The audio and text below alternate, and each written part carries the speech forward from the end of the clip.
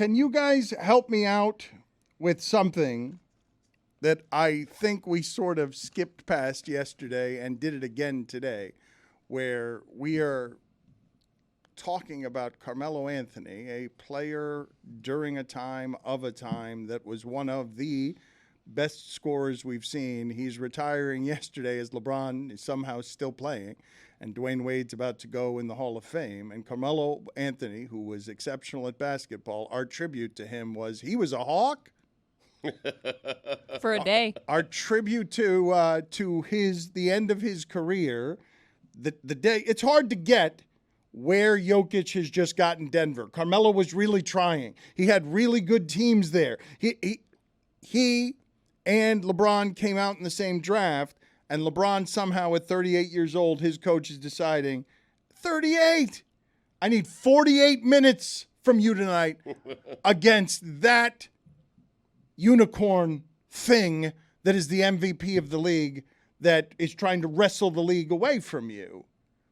We didn't celebrate Carmelo Anthony very well, neither yesterday nor his entire career. I mean, I think Carmelo was a very good player, and everyone expected him to be great. He wins the national championship. As a freshman, we expected greatness. What we got was very good scorer, a guy who never won a title. Great scorer. A great scorer, fine. But a guy who never won a title. But not good scorer, a great scorer.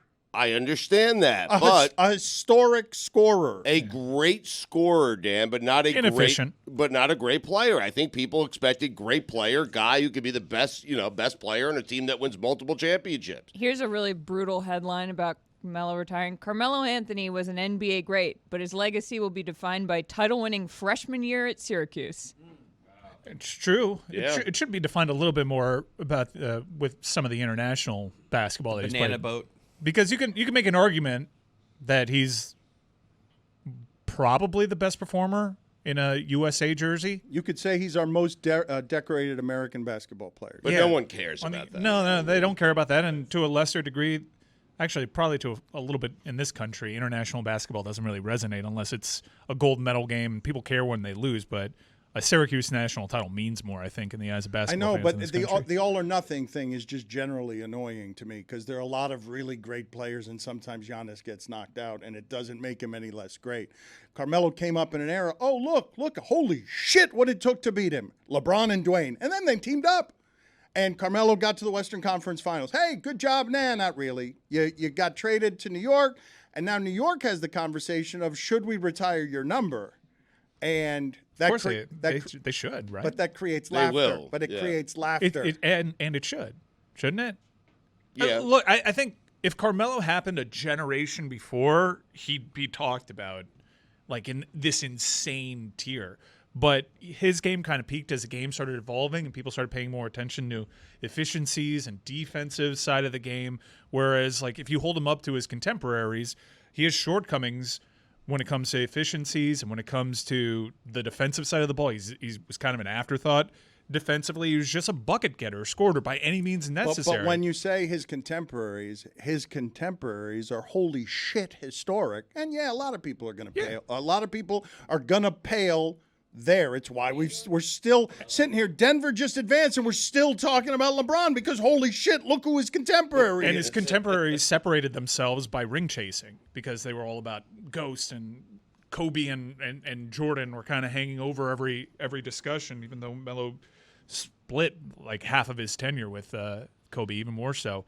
It's just he was a solid player, especially for the Knicks. He was probably the best player. Very good for the Knicks. He's the best player of the 21st century, but I think that's an indictment. Dan, he made it to a single Western Conference final. I know, but Stugotz, the all or nothing in it. Giannis hasn't made a whole lot of finals yet. Like, it's He's hard. won one, though. I understand, but he came very close to not winning one, and to me, he wouldn't be any less great if Durant had stepped back a foot further. But the way this stuff gets remembered is deeply unfair when we're talking about echoing historic greatness, and you guys are here saying solid, good, and it's like, no, that's not what that was. That wasn't just solid and good.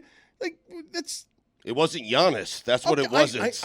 I understand, but if there are 10 guys better than you and you're the 11th best for an era in which the entire sport is changing, generally speaking, if I was that, I wouldn't want to be laughed at. I'd like to be celebrated a little more than that. But the ring does a lot for a player. Dan, if Jokic wins an NBA championship, we won't be, He's no less great for me if he doesn't. But he will in the eyes of many. Same with Jimmy Butler. But what I'm telling you is that both of those two have proven to me already whatever needs to be proven. And if Jokic gets hurt right now and Jimmy wins, Jokic isn't going to be any lesser of, I can't believe that exists. But just Carmelo wasn't that good. Like he was looked at as this guy that was really good. Go ahead, run the numbers between Carmelo and LaMarcus Aldridge. What you'll find is LaMarcus Aldridge was a better player. And that's what forcing his way to New York did for Carmelo Anthony.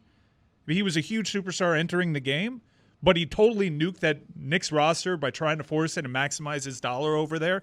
And he never got to play in these hugely important games in the pros where you'll see now Jokic is finally getting the credit that people have been begging for. Why? Because the spotlight has grown. Carmelo isn't that good when you compare him to the greats of his time. He is just LaMarcus Aldridge. That is all he is. I think Carmelo is hurt by the idea that his career took a slow fade. He played for 5 teams his last 6 seasons, mostly as a reserve.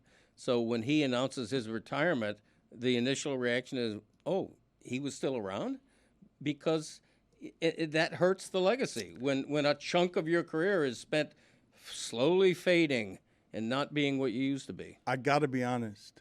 I didn't think we could do it worse as an honoring of a man's greatness than we did by simply laughing at him, but we've done it worse. We are urinating now, actively urinating on Carmelo Anthony being good at basketball. Zagaki, and I just want to say that, brother, the eyes of many is the problem. We need to be able to say, yes, he won a championship as a freshman. That is spectacular. How many championships as freshmen in the room? Anybody? Like, this is people who are great at what they do.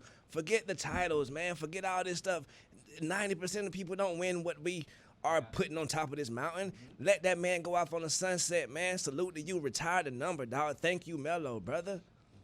For what? He's positive, and there's no room for that around here. Juju, No. go sit in the penalty box. Get out of here. Hey, y'all. No.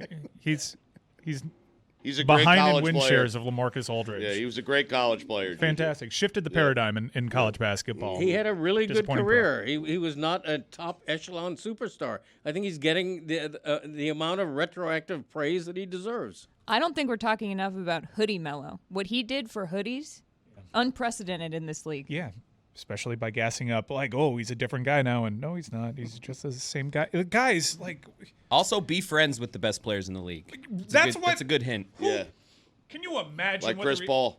Dude, to do this in the middle of the conference finals when I thought he had retired 2 years ago, it's very look at me, Louie. Super look at me, Louie. You're like, you don't deserve all of this. no. He doesn't. He doesn't, and I'm always there defending him, saying he's the best international baller that we've had on the international level. But it's ridiculous. We're having a conversation about what? Mike About is, who? No, Mike is right, Dan. You want to make this announcement. You want to announce your retirement. You don't do it like while not Paul LeBron's making George. another run. You do it in July. He's not Paul George. I'm Not even serious. Paul George. Where it's just Dude, me. I told you he's not even LaMarcus Aldridge. Like he's just all right. No. He's just all right. He did so in a Knicks uniform, and then everything gets overrated. Come on, man. Greg, do you understand what I'm saying? The timing of the announcement is very important. Yes. Because you do it during the NBA Finals and no one's going to pay attention because you were a good player. You do it in July or August where it's just me, you, baseball, and Joey Chestnut, and then we celebrate Carmelo Anthony the way Carmelo Anthony deserves to be celebrated. You right? know- It's time. It's a You timing know who was a issue. better pro? You know who had a better pro peak? Sean Marion. Yeah, Did we I do agree. this for Matrix. Sean Marion? Yeah. For the love of God. Sean Marion should announce his retirement. Has he retired?